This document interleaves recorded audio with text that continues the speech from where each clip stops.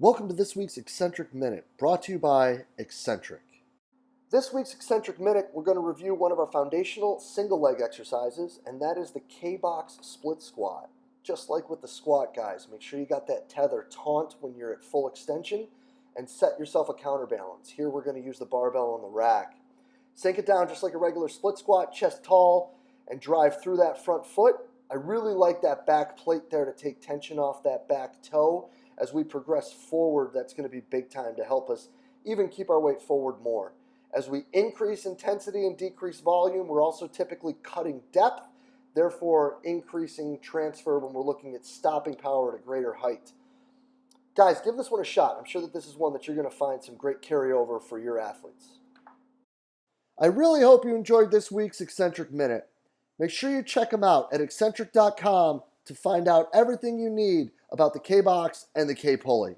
Being a strength and conditioning professional requires constant pursuit of better knowledge, better methods, and better means. But what if there was a place where strength and conditioning coaches could learn from some of the most innovative practitioners in the world, such as Jeff Moyer, Lachlan Wilmot, William Wayland, James the Thinker Smith, and Kirwenham Flatt? Well, you could find multiple lectures from each of these top-level coaches and a few lectures and examples from yours truly as well, all in the Strength Coach Network. The Strength Coach Network is going to bring you well over 100 different lectures from some of the top practitioners in the world to be your one-stop shop for your continuing education and professional development. So hop on over to strengthcoachnetwork.com/CVASP today and get your 48-hour trial for only $1. That's strengthcoachnetwork.com/CVASPS to get your 48-hour trial for only $1. I look forward to seeing you in the Strength Coach Network. Hello, and welcome to the podcast. Today, guys, we have a sensational discussion with Josh Ford on his unique voyage through the world of sport performance, how it's led him to where he is today, and the massive impact that it's had on the student athletes that he gets to work with on a daily basis. After we talk about the path that led him from Canada to the States, back to Canada, back to the States, and then back to Canada again, we're going to get right into the impact that it had on the athletes that he gets to work with and how they've built a program that expanded from just a couple teams to working with all the young people involved in the athletic department. And this group includes, the building of the program with the women's hockey team that just recently won the national championship up in Canada. And he shares with us the step-by-step 5-year plan of how they built the relationships. And they started from ground zero of using exercise videos and DVDs with the women before he got to work with them to being the best team in all of Canada. And then we're going to finish off, guys, talking about relationships and how he's built them and how athlete engagement in the training process has been the real driving factor with everything that they're doing up there. This is really an awesome talk, guys. I hope you enjoyed as much as I did. Let's get right to it. Josh, thank you so much for spending the time with us today. Hey, excited to be here, man. I am amped. Yeah, brother. And, I missed you this July, man. We had some fun. We needed our boys from up north to come down again and spend some time with us. But, for the people out there who may not know who you are and where you're at, let's get into, typically we do this quick. But Your story is unique. And I think that it's one that people need to hear about, especially in today's world of strength and conditioning, high performance, sport performance, whatever the heck we're calling ourselves today. Tell us about Josh. Tell us about where you're at, and let's hear this story about how you really got there. Well, first of all, I apologize for not being there this summer because I know there's a lot of tasty craft beer to drink. Unfortunately, I got married in mid-June, so my wife was not going to allow me to leave shortly thereafter for a conference. But that will let go this one time. So excited for next year, though, for sure. What's funny is I had a high school co-op student last year, and he asked me. He was like, "Hey," he's a really keen young kid, and he was like, "Hey man, your job's really cool. Can you tell me about how you ended up where you're at?" I said, "Holy crap, man, I got to take you out for lunch then." So I took him and another university co-op student out for lunch and just I said, "Okay, we chit chatted, and I said, okay, you guys want to hear the whole thing? And like an hour later, they were like, whoa, okay.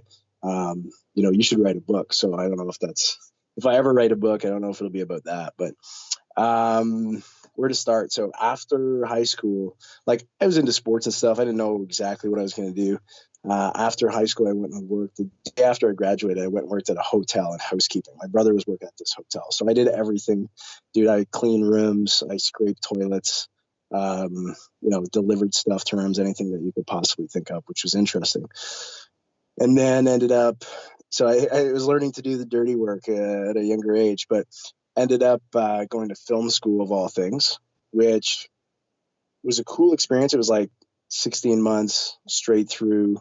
Got to be behind the camera, in front of the camera, editing, video editing, all this stuff. And it was fun, but I realized I didn't want to have to kiss ass as much as most people did in that field. And it wasn't really where I wanted to go. So it was cool to learn how to be a part of a team in that setting. And I ended up, of all places, being hired at a Good Life.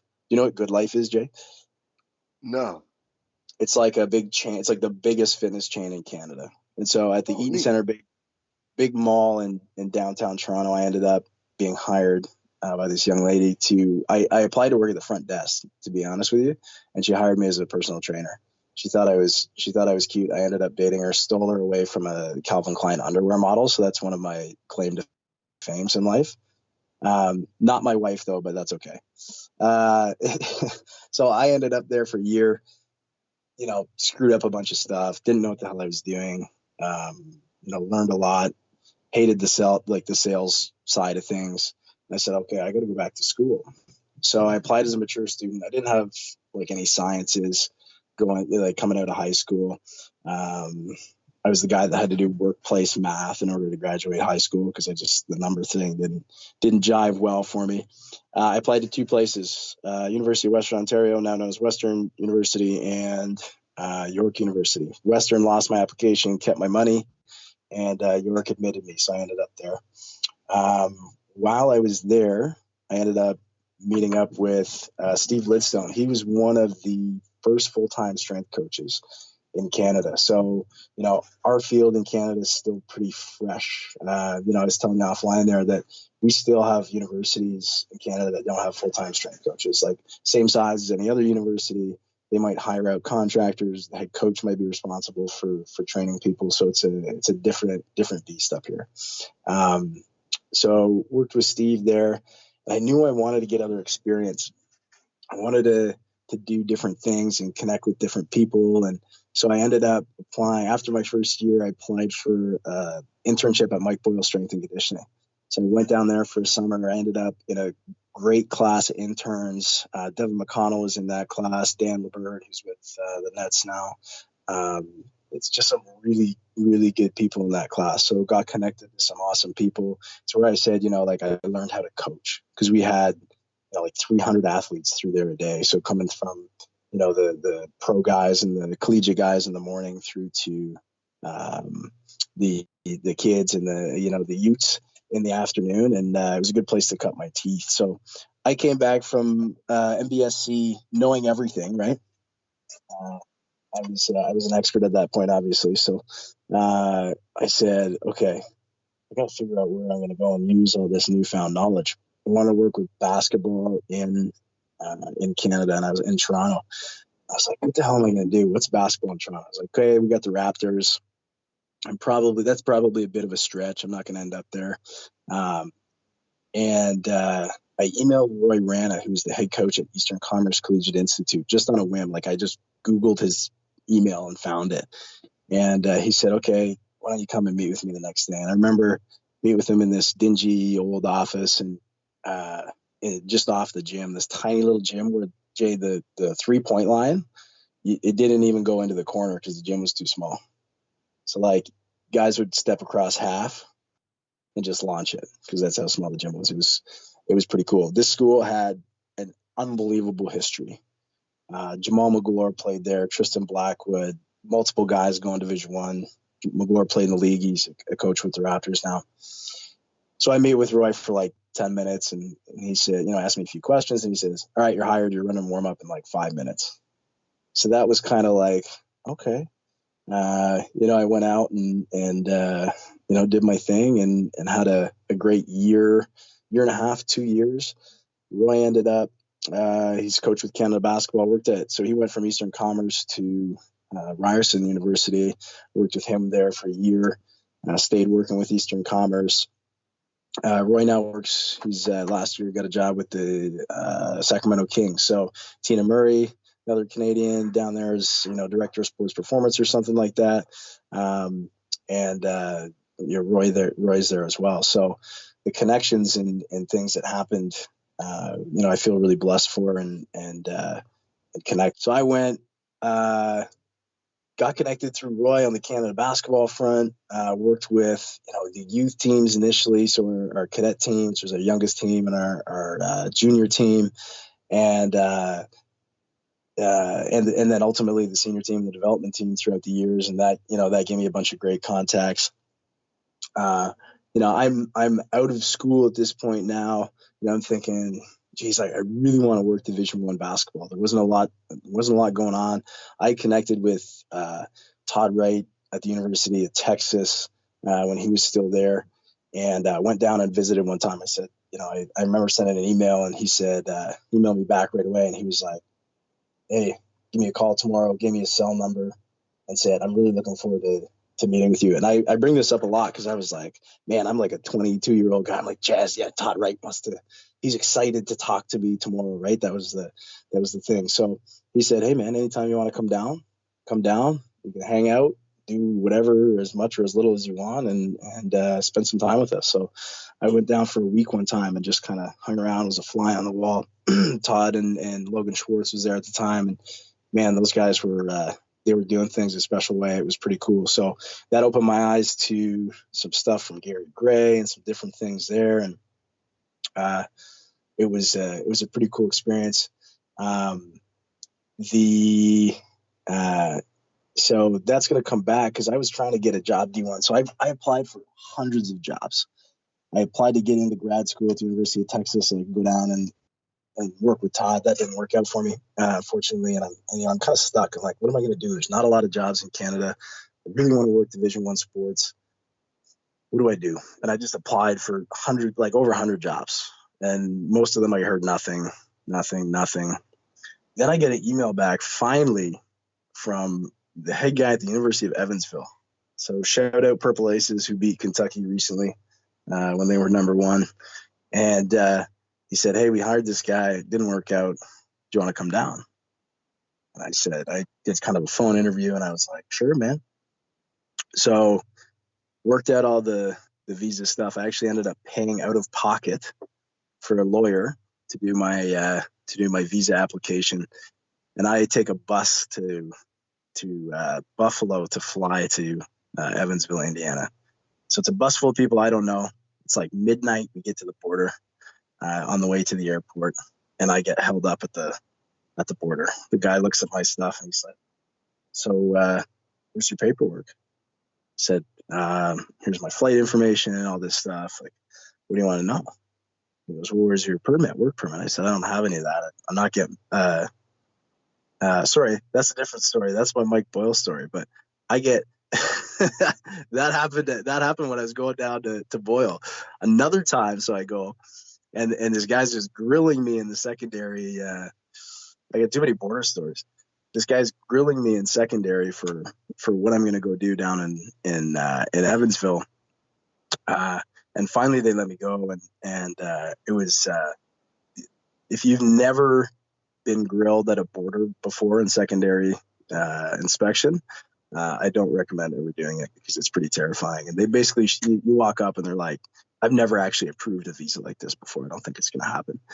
So all was well. I went down there. I was working with basketball and swimming and diving and softball.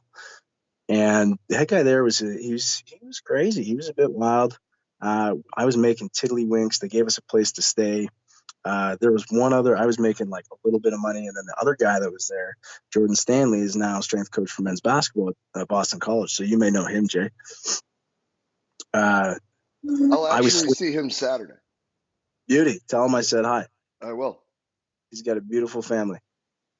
Um, I was sleeping on an air mattress. So here I am. I made it. I remember I sat down and I wrote an email, and it took me probably 2 hours because I thought of every person who had ever helped me along the way. And I wrote the email and I said, thank you, thank you, thank you, thank you, thank you to all these people. But I was sleeping on the air mattress. We had to sell pulled pork in a Schnucks grocery store parking lot to make some money on the side. We ran speed clinics, and it was just kind of crazy. Like, it wasn't glamorous at all. And so I ended up getting connected with Kyle Tarp at the University of Maryland, who had just taken over sort of head basketball coaching duties, strength coaching duties. Ended up at the University of Maryland, and for the rest of that year in the States. And then I came back for a variety of reasons. I had a girlfriend back home at the time. My mom's health wasn't good, still isn't good, and I wanted to kind of be closer to home. And I came back to Canada, Jay, and there was no jobs collegiately. Like, it was the same thing over again. There was some dark times. Like, it was challenging, and um, one of the things that I think we don't talk about all the time is, like, things don't always go our way. Like, I'm in a decent spot now, but there was times when I was like, nah, I'm not doing this anymore. I'm waiting around trying to create opportunities, and it just wasn't working out, and it wasn't fun. And I ended up working in the private sector as a fitness manager at this club that Equinox had just purchased. And then I got connected. So I did that for, I don't even know how long. Got connected to uh, Steve Lidstone again. So it's funny how these things come full circle. I ended up working at McMaster University, where I met my wife for a year, and now I'm at the University of Guelph. So that's like the longest intro story you've ever heard, Jay. Um, and we're about an hour and a half west of Toronto. When I started, it was 3 sports, 6 teams: basketball, volleyball, hockey. I was the only full-time person. Didn't even have a facility. We were sharing with football, and we've grown quite a bit. So now it's myself, one other full-timer. We got a part-timer. We got about 15 student staff, work studies, that sort of thing. And we service 10 teams in a new facility that we're about to expand, actually. Yeah, man. And I think that there's a lot to take home from that. The first and foremost is, this ongoing discussion that people have about kind of the state of the industry or profession or vocation or whatever we're calling it, and compensation and setting things when it comes to being younger people um, in the field. I think that someone who literally has been put through the ringer, um, literally by the border patrol twice, um, Yeah, I is even going to got my have a unique. stories confused. Yeah, well, you're going to have a unique experience to that. Like, and that happens to a lot of people that I've heard that come over. I know at I least wouldn't one even other try person it. that has had it. I wouldn't even try it now because I don't think the state of of North America right now, it would be very easy to, as a Canadian, to get a job in the U.S. But some of the things that people have said before, I forget where I heard this first, but like, make the big time where you're at, right? And it's like, you can't tell me that the student athletes that we have here aren't, like, they're human. Everyone's human, right? And so we work with people every day, and it doesn't matter if they're winning a Final Four or or whatever it is. Like, we're still competing, and those are still relationships that we're building with people. And so, like, I love my job now. And whereas previously it was like, I want to work Division 1. That's the ultimate. And then I ended up there, and I'm like, I'm like sleeping on an air mattress, eating yogurt for dinner, like, working 14-hour days, having to sell pulled pork in a grocery store parking lot. And now I'm in a much different place, and I have more perspective now. So I'm certainly eternally grateful for all those people and those connections I had along the way to help me get where I'm at. And now where you're at, you're in a pretty unique situation as well because you've been able to, like you said, you started out with what, like basically like two and a half teams down there Yep. in the weight room. and now you've expanded, and the athletes have had some pretty awesome success. Yeah, I mean, it's been a fun ride. One of the reasons there was actually, you know, and if any of my Canadian colleagues listen to this, they'll appreciate this. But there was a few jobs that kind of came up around the same time when this Guelph job came up, and we all interviewed for it. We all kind of knew what was going on, and there was another one at another school, and a couple more things, and so it was. I was really fortunate to one, get the job, and then two, be able to work with another guy, Jordan Foley, who works with the military now. But so it was a great place to sort of lay a foundation. They had never had a full-time strength coach before. Foley was coming in to work directly with the football team. I was coming in to work with those other 6 teams. And it was just a great start, a great place to kind of kick something off and make a bunch of mistakes. And so culminated last year, first ever national championship. I've been a part of our women's hockey team, first ever national championship for the school. And it was, I was like shoveling my driveway the other day, Jay, and I just laugh. Like every once in a while, I just kind of laugh because it's just like, still hits me like, man, I can't believe we won. Like, I believe we won. I believe they did it. I knew they would, but it's just was such a cool experience. So let's talk about that experience, because you guys did do a lot of building and all of the things that come together when it comes to putting a team like that together. Yeah. When I first met this team, so I got hired in March, which was kind of the end of the season for most of our sports around here. And the first time I ever met with this team was postseason. They had just come off a loss, I think, in the semifinals. And we had this like little tiny gym in the back, and they were sort of sitting on a bench. The coach had rolled out a TV with a DVD player on a stand, and they were about to do an Insanity DVD. Like that was going to be their sort of transition program after the season. I was like, okay, like this, this is where we're at. And credit to the coach, because like she's awesome. Like Rachel Flanagan, one of the best coaches I've ever worked with. And it's been a great sort of process, and we've been able to do some cool things. But credit to her, because she was like, okay, we're doing something. But that was kind of where we're at, right? So we ended up doing, our off-season fitness testing, and just as an example, I was looking back, even I still have the physical copies of the papers. So in year one, so that next year, our beep test scores were like average, maybe low 8s. Like there was some like high 6s, and like it just wasn't very good. And then you look back to where we're at, or you look at where we're at now, and we're averaging like mid to high 10s.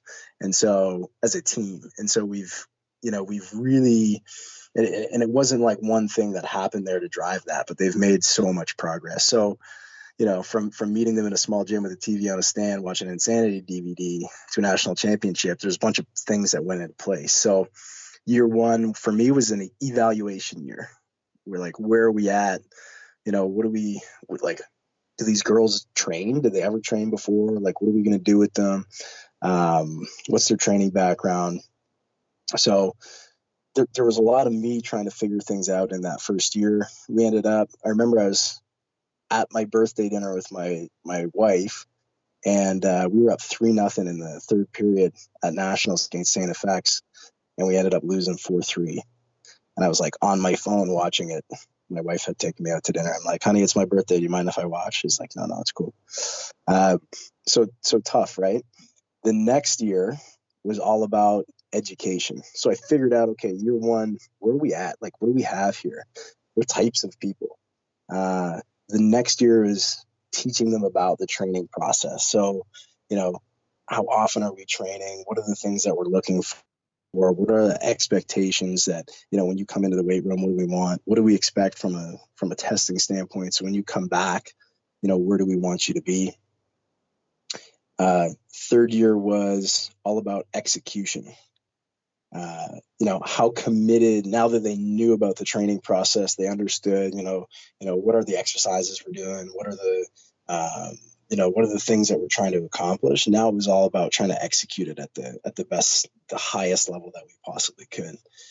And then year 4 is, what is working what do we need to change? So I remember some of the girls came back from an off season, and it was like, we did the conditioning, but we don't feel we're in good, we don't feel we're in good enough shape. And I was like, okay, well, I got to do some reflection here and figure out, like, what do we have to do differently? Did you actually do it? Did you skip anything? Like, what's going on? So one of the things I think, we need to do a better job of as a field is, getting away from autocratic leadership and engaging the athletes in the process more.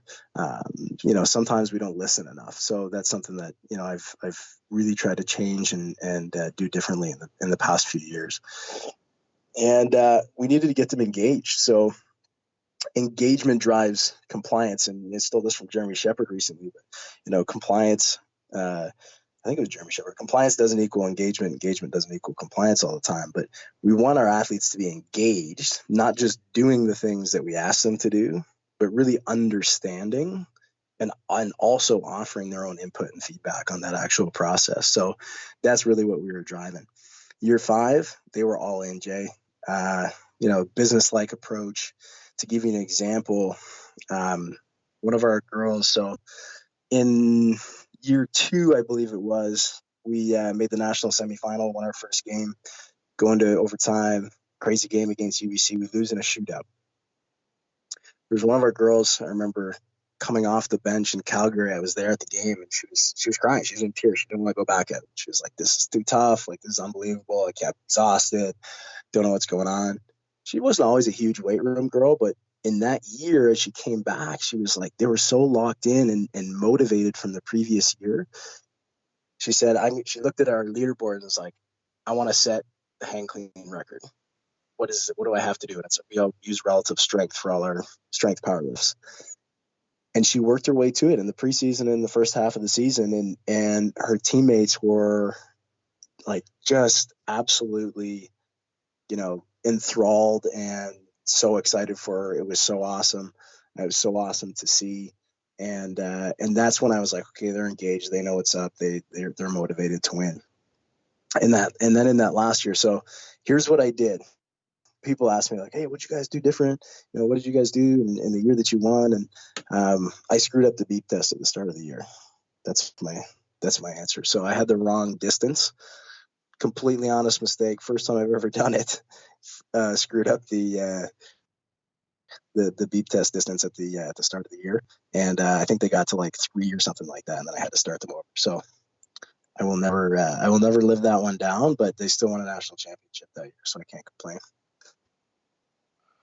I love that, and I think that the biggest take home from that is the idea of bringing the athletes in and having them be more engaged, because this tends to be something that now more and more is becoming less of a buzz statement and more of a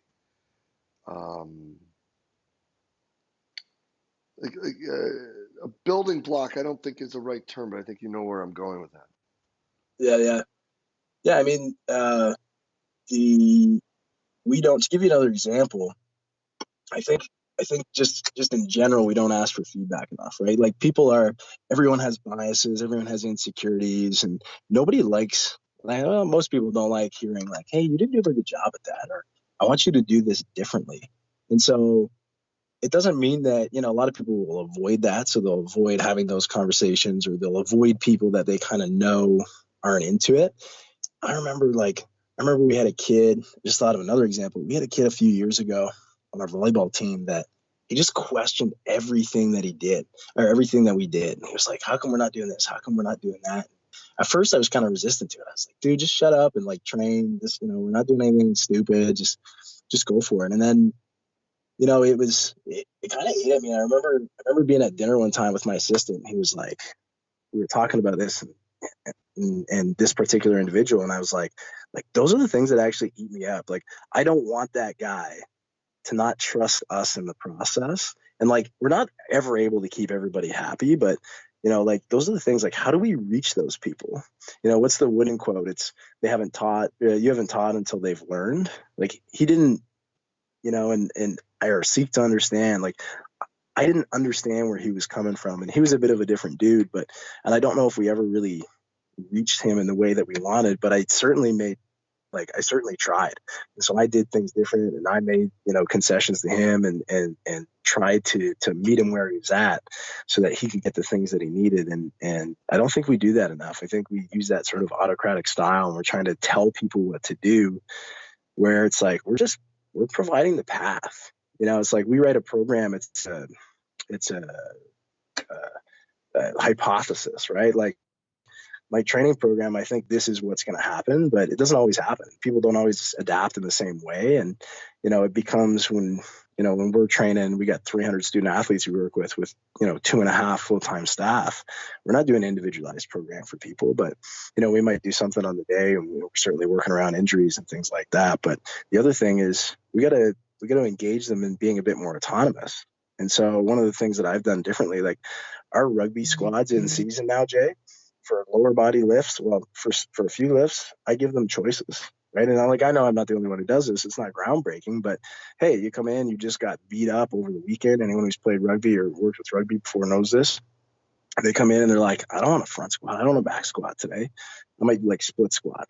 And so, giving them the choice kind of makes them feel more a part of the process. And then it's like, hey, I'm not telling you what to do. I'm just showing you the path, and you're going to make some good choices. Yeah, dude, totally. And then on top of that, it's like,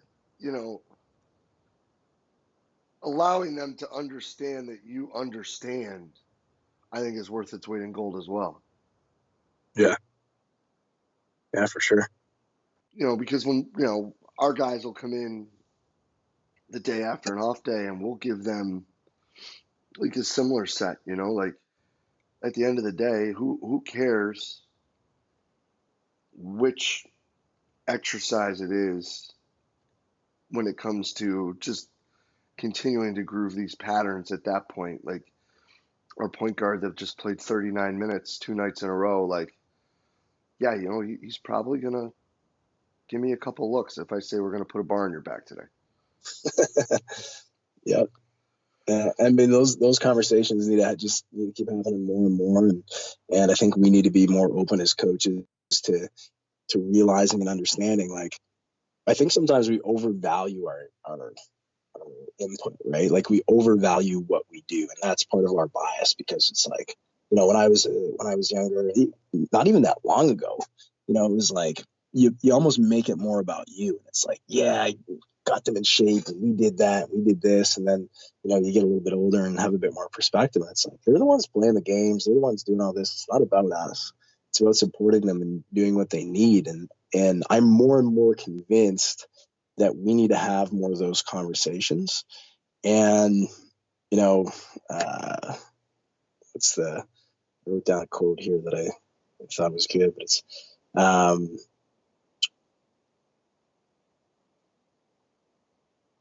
well, I'm going to screw it up, but we want to invest our greatest resource, which is time, and our greatest asset, which is our people. And sometimes, like, there's coaches I know, D1 that are, or D1, D2, D3 that are, on the floor for 10 hours a day and training like 25 teams, and it's crazy. And we're in sort of a similar situation, but I'm starting to invest more time doing one-on-one stuff with people, whether it's a one-on-one conversation, whether it's a one-on-one training session, a debrief, deep dives into some injury related things, and showing them how collaborative we can be, with some of the people that work with them, our sports med staff. And you just build trust, right? You spend, like, time is a finite resource. So that's the thing that people, if you can show them that you're investing in that finite resource in them, then they're going to appreciate you. And that's why stuff like handwritten notes are so important. It's easy to send an email, say, hey, thanks, man, I really enjoyed the conversation. It takes me time to sit down and write a handwritten note. And so one of the things that I do, for instance, is we do Iron Griffin Awards every summer. So like our top attended athletes for training sessions in the summers, they get an Iron Griffin shirt, and I just write them a short card, right? Like, but it's got to be really authentic, and say some nice things, but challenge them in there too to continue to be better and better leaders. And I think they appreciate that, because it shows that I've taken time to actually think about them. No, 1,000%, dude. And I think that there are still people that at times look at that and it's they say, there's really not a difference between a text message or a handwritten note, but I do agree 100% with what you're saying, is that it just shows that you're willing to give a little bit more, to do a little bit more, and to spend a little time and a little more thought to it. Yeah, exactly. For sure. Well, listen, brother, let me get you out of here on this. Where can people see more on what you guys are doing up there? Because you guys do share a lot. You guys do post a lot of what you're doing with the kids. Yeah. So, I mean, let me see here. My Instagram, I guess, I think it's JD Ford 85. JD Ford 85. You'll see a lot of pictures of my daughter. You'll see a lot of pictures of my dog. And I haven't posted as much training stuff recently, but we do more of that stuff on the stories. And then uh, my assistant Mac James, I don't know what his Instagram is off the top of my head, but you can find him. He's posting stuff. Griffin Performance.ca is a website for our performance academy. So one of the things that we do differently, Jay, in Canada is we train youth athletes from the community to generate revenue to support our positions. And that's the website for that. But that's kind of that's the best bet. I mean, I'm on Twitter too, but I'm usually just retweeting stuff. So hit me up there. You can shoot anybody that have questions for me, shoot me an email, joshford@uoguelph.ca. Happy to chat anytime. Awesome, man. Appreciate it, brother. We'll be in touch really soon. Okay. Thanks, Jay. Have a great day, man. Yeah, man. You too. Cheers. And a huge thanks to Josh Ford for spending the time with us today, guys. Some open, honest, candid sharing. And if I can be completely frank, a message that needed to be shared. I think right now in the climate of strength and conditioning, we are consistently throwing shots and fire and some anger at compensation, hours, all of the things associated with what we do. Albeit, yes, should we be compensated more? I believe so. Are the hours awful? I would say that they are challenging at times, yes. But we also have to remember we've come a long way. And you look at Josh's story and you need to understand how far we have come and we're moving in the right direction. Have we gone far enough? No way. I don't think so. But am I saying that we should be happy with where we are? No, again, I don't think so. But we're moving in the right direction. And we need to remember we're such a young profession. And I think that at times we get a little fired up and a little mad about the situation, but we don't realize how far we've come. So, yes, we need to continue to work forward, but we need to remember that there's plenty of people like Josh who have been through quite a bit worse than what a lot of people are. And there weren't people out there willing to do things to help them as much as there are people now. So, Josh, I can't thank you enough for being so open, honest, and candid with your sharing today and sharing your story, man, because I think it's one that a lot of people need to hear. And this isn't saying, that wear the badge of honor and this, that, and the third. What it is saying is the man went through a lot and he's in a great spot now and he paid his dues and he did a lot of things to build a program and to build a staff and to build a better department up there. And he deserves credit for that. So, Josh, keep kicking ass, man. Keep up the great work. I couldn't be happier to hear that you're doing awesome up there in Canada, buddy. And as always, guys, if you did enjoy the talk, please share it through the social media outlet of your choice, Facebook, Twitter, Instagram, whatever it may be. As always, we're just trying to get the best information out there to all the great coaches that we can. And as always, guys, thank you for everything you do for us here at Central Virginia Sport Performance. We will be back next week with another awesome guest. We will see you then.